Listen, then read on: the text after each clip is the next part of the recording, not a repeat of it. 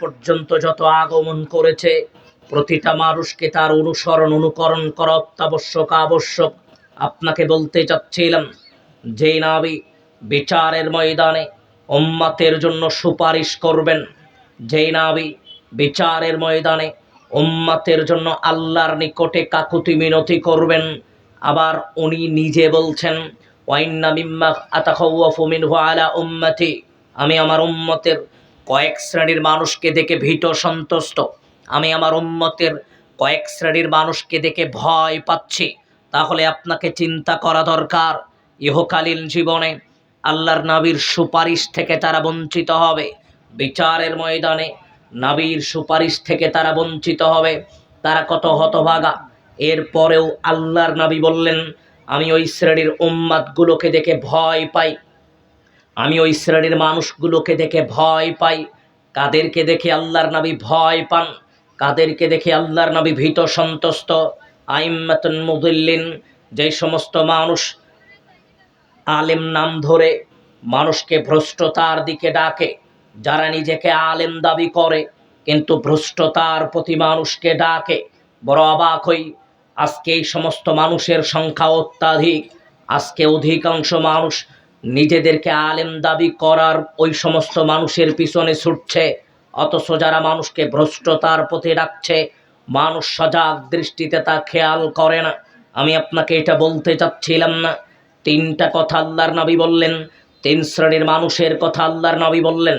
অসাতাবুদু কবাইলু বিল উম্মাতিল আওসান, এক শ্রেণীর মানুষ যারা মূর্তি পূজার অনুসরণ অনুকরণ করবে, মূর্তি পূজা করবে। যে সমস্ত মানুষ মূর্তি পূজায় লিপ্ত থাকবে এদেরকে দেখে আল্লাহর নবী ভীত সন্তুষ্ট, ভয় পাচ্ছেন। আল্লাহর নবী এ কথাই ব্যক্ত করছেন। আবার আল্লাহর নবী তৃতীয় নম্বরে বললেন, অসাতাল হাকু কবাইলু বিল উম্মতি বিল মুশরিকিন, আমার উম্মতের এক শ্রেণীর মানুষ যারা মুশরিকের অনুসরণ অনুকরণ করবে। আল্লাহর নবী বললেন, এক শ্রেণীর মানুষ যাদেরকে দেখে আমি ভয় পাই তারা হচ্ছে ওই সমস্ত মানুষ যারা মুশরিকের অনুসরণ অনুকরণ করে। ও ভাইজান, আপনাকে বলতে চাচ্ছিলাম, আল্লাহর নবী বললেন যারা মুশরিকের অনুসরণ অনুকরণ করবে আমি নবী তাদেরকে দেখে ভয় পাই, ভীত সন্তুষ্ট। ও যুবক, তোমাকেই লক্ষ্য করে কথাটা বলতে চাচ্ছিলাম। যুবক ভাই, তোমাকেই বলতে চাচ্ছিলাম। আল্লাহর নবী বললেন, এই দুনিয়াতে যারা মুশরিকের অনুসরণ অনুকরণ করবে, এই দুনিয়াতে যারা বিজাতীয় সংস্কৃতির অনুসরণ অনুকরণ করবে, এই দুনিয়াতে যারা পশ্চিমা সংস্কৃতির অনুসরণ অনুকরণ করবে, আল্লাহর নবী বললেন এই সমস্ত মানুষকে দেখে আমি ভীত সন্তুষ্ট, ভয় পাই। আল্লাহর নবী বললেন এই সমস্ত মানুষকে দেখে আমি ভয় পাই। তারা ওই সমস্ত মানুষ যারা মুশরিকের অনুসরণ অনুকরণ করে। ও যুবক ভাই, এবার তোমাকে লক্ষ্য করে যেটা বলতে চাচ্ছিলাম, তুমি তোমার জীবনে যদি মুশরিকের অনুসরণ অনুকরণ করো, যে কোনো মাধ্যম দিয়ে করো, যে কোনো পদ্ধতিতে করো, তোমার উপরে তোমার নবী ভীত সন্তুষ্ট। কিভাবে ভীত সন্তুষ্ট? আজকে তুমি একজন মুশরিকের অনুসরণে অনুকরণে নিজের মাথার চুলের কাটিং দিয়েছো, তাহলে তোমাকে বুঝতে হবে তোমার উপরে তোমার নবী ভীত সন্তুষ্ট, ভয় পাচ্ছে। আজকে যদি তুমি মুশরিকের অনুসরণ অনুকরণে নিজের জার্সি পরিধান করো, তাহলে তোমাকে মনে রাখতে হবে তোমার নবী তোমার ব্যাপারে ভীত সন্তুষ্ট, তোমার নবী তোমাকে দেখে ভয় পাচ্ছেন। তাহলে ইহকালীন জীবনে মানুষ যদি মুশরিকের অনুসরণ অনুকরণে লিপ্ত হয়, তাহলে ওই সমস্ত মানুষকে দেখে আল্লাহর নবী ভয় পাচ্ছেন। এ কথা আল্লাহর নবী রাসূল সাল্লাল্লাহু আলাইহি ওয়াসাল্লাম ব্যক্ত করছেন। ও আদম সন্তান, এই জন্য আপনাকে বলতে চাচ্ছিলাম, যুবক ভাই তোমাকে বলতে চাচ্ছিলাম, আজকে পশ্চিমা সংস্কৃতির একটা অনুসরণ, আজকে বিজাতীয় সংস্কৃতির একটা অনুসরণ, মানুষ যদি বাদ্যযন্ত্রে লিপ্ত হয়ে যায়, মানুষ যদি গান বাজনা বাদ্যযন্ত্রে লিপ্ত হয়ে যায়, তাহলে মানুষ বিজাতীয় সংস্কৃতির অনুসরণ অনুকরণ করলো, আল্লাহদ্রোহী কাজে নিজেকে ব্যস্ত রাখলো। ও মুসলমান, আল্লাহ সুবহানাহু ওয়া তাআলা বলছেন, আমিনান নাসি মান ইয়াশতারি লাহুল হাদিস লিউদিল্লা আন সাবিলিল্লাহ। ও আদম সন্তান শোনো, ইহকালীন জীবনে যেই সমস্ত মানুষ গান বাজনা বাদ্যযন্ত্রের আয়োজন করে, ব্যবস্থা করে, দুনিয়াতে যারা গান বাজনার আয়োজন করলো, ব্যবস্থা করলো, বাদ্যযন্ত্রের আয়োজন করলো, ব্যবস্থা করলো।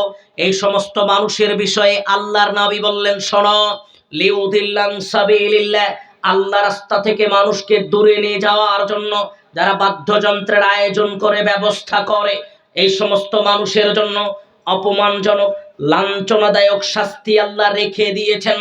আমি আপনাকে যেটা বলতে চাচ্ছিলাম, ও যুবক ভাই, তোমাকে যেটা বলতে চাচ্ছিলাম, আল্লাহ সুবহানাহু ওয়া তাআলা বললেন, লিউদিল্লান সাবিলিল্লাহ, আল্লাহ রাস্তা থেকে মানুষকে দূরে নিয়ে আসার জন্য যারা বাদ্যযন্ত্রের আয়োজন করে, ব্যবস্থা করে, তার মানে ইহকালীন জীবনে যারা বাদ্যযন্ত্রের সাথে সম্পৃক্ত থাকবে, এই সমস্ত মানুষ আল্লাহ রাস্তা থেকে বহু দূরে থাকবে।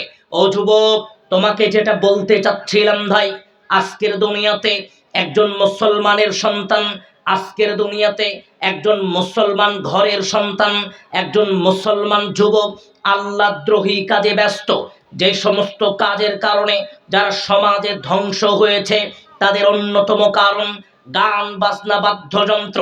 কেন গান বাজনা বাদ্যযন্ত্র? আল্লাহ নিজেই বললেন, লিউদিল্লান সাবিলিল্লাহ, গান বাজনা বাদ্যযন্ত্র মানুষকে আল্লাহ রাস্তা থেকে বহু দূরে নিয়ে যায়।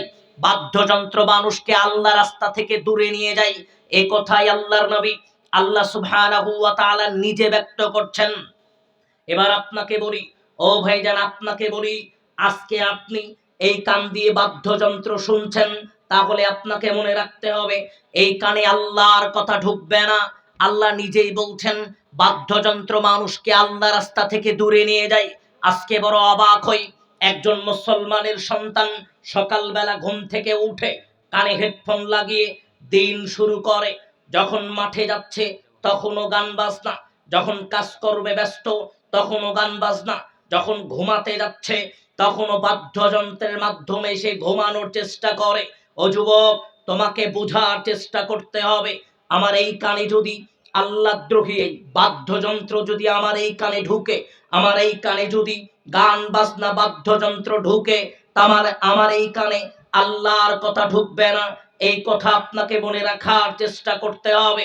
আল্লাহর নবী রাসূল সাল্লাল্লাহু আলাইহি ওয়াসাল্লাম এজন্যই স্পষ্ট ভাষায় ইবনে ওমরের বর্ণনা, আল্লাহর নবীর একটা ঘটনা তিনি বলছেন, আন-নাফি সামিয়া ইবনে ওমর মিসবারন, একদা একদিন নাফি রাদিয়াল্লাহু আনহু বলছেন, আমি ইবনে ওমর রাদিয়াল্লাহু আনহুর সাথে হেঁটে যাচ্ছিলাম, হঠাৎ ইবনে ওমর রাদিয়াল্লাহু আনহু সামিয়া ইবনে ওমর মিসবারন, বাদ্যযন্ত্রের আওয়াজ শুনতে পেলেন। ইবনে ওমর রাদিয়াল্লাহু আনহু বাদ্যযন্ত্রের আওয়াজ যখনই শুনতে পেলেন, ফাওয়াদা ইসবাহি আলা উদুনিহি, এই দুইটা আঙ্গুল তার কানের ভিতরে ঢুকিয়ে দিলেন।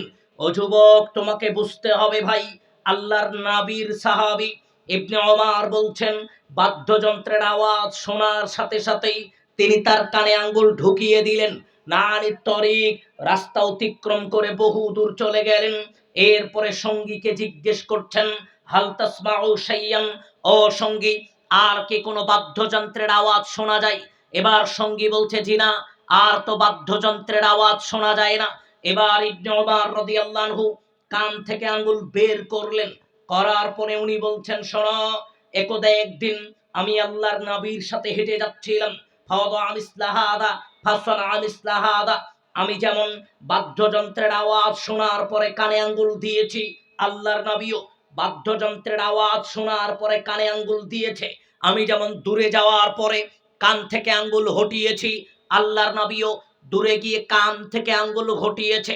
এবার মুসলমান হিসেবে আপনাকে যেটা বলতে চাচ্ছিলাম, মুসলমান যুবক হিসেবে তোমাকে যেটা বলতে চাচ্ছিলাম ভাই, তোমার নবী বাদ্যযন্ত্রের আওয়াজ শুনে কানে আঙ্গুল দিয়েছে, তোমার নবী বাদ্যযন্ত্রের আওয়াজ শুনে কানে আঙ্গুল দিয়েছে, দিতে বলেছে, আর তুমি বাদ্যযন্ত্রটাকেই তোমার কানে ঢুকিয়ে নিয়েছো। তাহলে তোমাকে চিন্তা করা দরকার, আজকে তো আমি বাদ্যযন্ত্রটাকে আমার কানে ঢুকিয়ে নিলাম, তাহলে আমার অবস্থা কি হতে পারে? অথচ আমার নবী বাদ্যযন্ত্রের আওয়াজ শুনে কানে আঙ্গুল দিয়েছে যাতে বাদ্যযন্ত্র কানে না ঢুকে, আর আজকে তুমি বাদ্যযন্ত্রটাকেই তোমার কানে ঢুকিয়ে নিয়েছো। তাহলে তোমাকে চিন্তা ভাবনা করতে হবে। ও যুবক, عن ابي مالك الاشعري رضي الله عنه قال, আবু মালিক আশআরী রাদিয়াল্লাহু আনহু বলছেন, قال رسول الله صلى الله عليه وسلم রাসূল সাল্লাল্লাহু আলাইহি ওয়াসাল্লাম বলছেন লা ইয়াকুনান্না মিন উম্মতি আকওয়াম আমার উম্মতের এক শ্রেণীর মানুষ আমার উম্মতের এক শ্রেণীর মানুষ আমার উম্মতের এক শ্রেণীর মানুষ লা ইয়াকুনান্না মিন উম্মতি আকওয়াম ইস্তাহিল্লুনাল হিরা ওয়াল হারির ওয়াল খামরু ওয়াল মাআজিফা আল্লাহর নবী বললেন আমার উম্মতের এক শ্রেণীর মানুষ কিছু হারাম কাজকে হালাল মনে করবে আমার উম্মতের এক শ্রেণীর মানুষ কিছু অবৈধ কাজকে বৈধ মনে করবে কাজগুলো হারাম কাজগুলো পাপ কাজগুলো হারাম কিন্তু এই উম্মাত হারাম মনে করবে না হালকা মনে করবে স্বাভাবিক মনে করবে বৈধ মনে করবে হালাল মনে করবে জেনা ব্যভিচার তার প্রথম অংশে আল্লাহর নবী বললেন এই উম্মাত জেনা ব্যভিচারের মতো পাপকে বৈধ মনে করবে এই উম্মাত এই জেনা ব্যভিচারকে হালকা মনে করবে এবার আপনাকে যেটা বলি ও ভাইজান আপনাকে যেটা বলি ও যুবক ভাই তোমাকে যেটা বলি আল্লাহর নবী বললেন জেনা ব্যভিচারকে এরা স্বাভাবিক মনে করবে জেনা ব্যভিচারকে এরা তেমন কোনো পাপ মনে করবে না ও যুবক তোমাকে মনে রাখা দরকার আল্লাহ সুবহানাহু ওয়া তাআলা জেনাকারীর শাস্তির ব্যাপারে অনেক কথা ব্যক্ত করেছেন আল্লাহর নবী রাসূল সাল্লাল্লাহু আলাইহি ওয়াসাল্লাম জেনাকারীর ব্যাপারে অনেক হাদিস বর্ণনা করেছেন আমি সেদিকে তোমাকে নিয়ে যেতে চাচ্ছি না যুবক তবে যুবক ভাই তোমাকে যেটা বলতে চাচ্ছি তুমি মনে রাখার চেষ্টা করবা একজন যুবক যুবতীর চোখ রাখা যায় না চোখে চোখ রাখা যায় না একজন যুবক যুবতীর সাথে কথা বলা যায় না একজন যুবক যুবতীর হাতে হাত রাখা যায় না একজন যুবক যুবতীর সাথে ফোনে কথা বলা যায় না একজন যুবক যুবতীর সাথে মেসেজিং করাও যায় না এই কথা তোমাকে মনে রাখতে হবে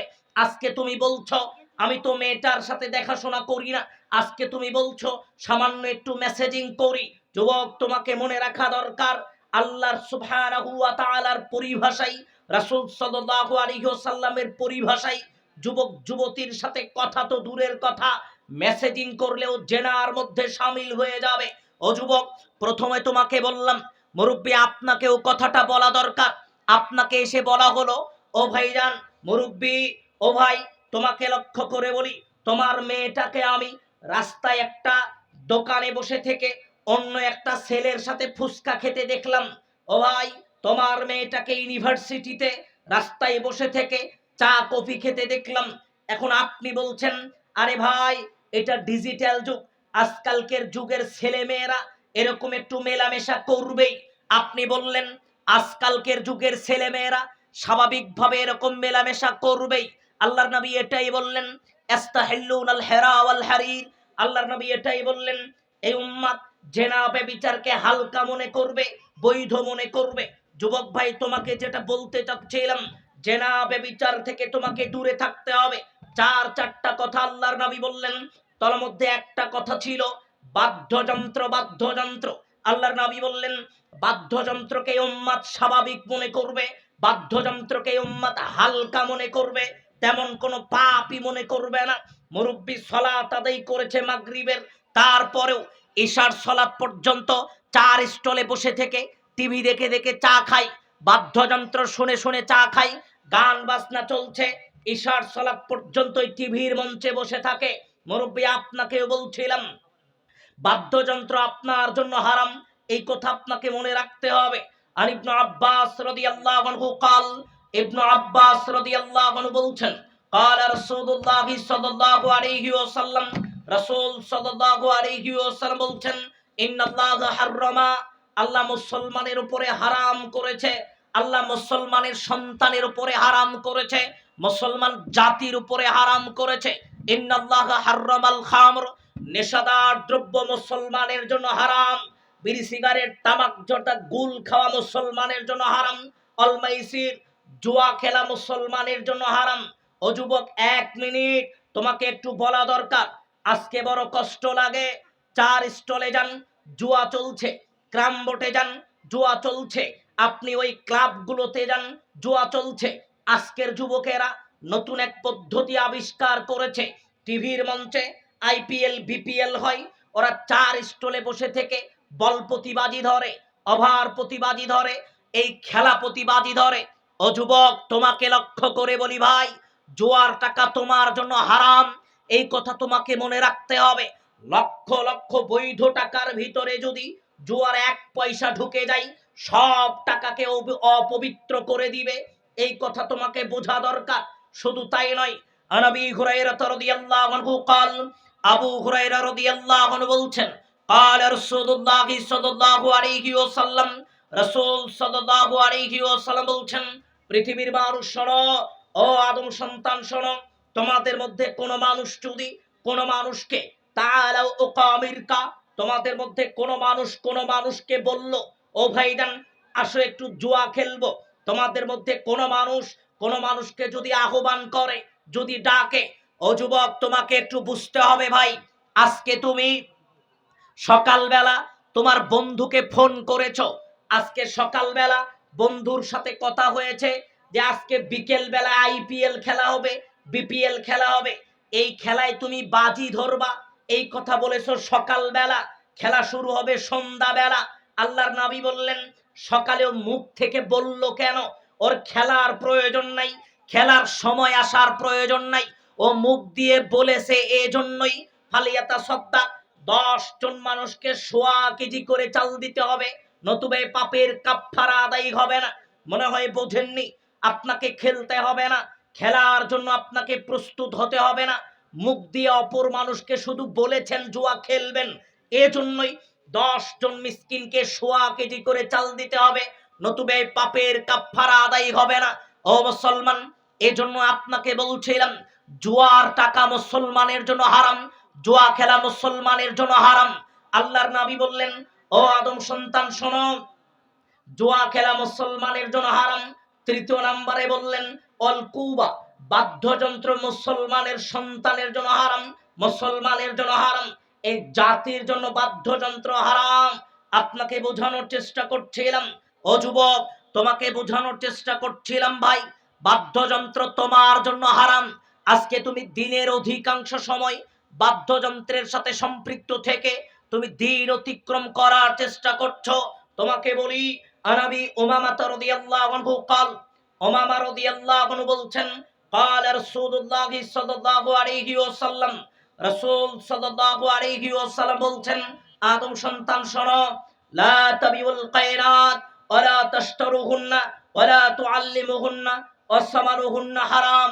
ও মুসলমান শোনো, আল্লাহর নবী বললেন, তোমরা নর্তকী ক্রয় বিক্রয় করো না, তোমরা বাদ্যযন্ত্র ক্রয় বিক্রয় করো না, ওরা তো আল্লিমুহুন্না, বাদ্যযন্ত্র শিক্ষা গ্রহণ করো না।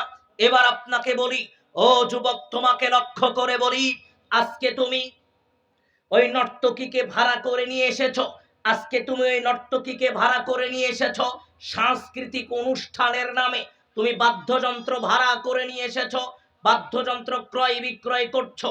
তোমাকে বলি, আল্লাহর নবী এটাই বলছেন, লা তাবিউল কায়নাত ওয়ালা তাশতারুহুন্না, নর্তকী ক্রয় বিক্রয় করো না, বাদ্যযন্ত্র ক্রয় বিক্রয় করো না।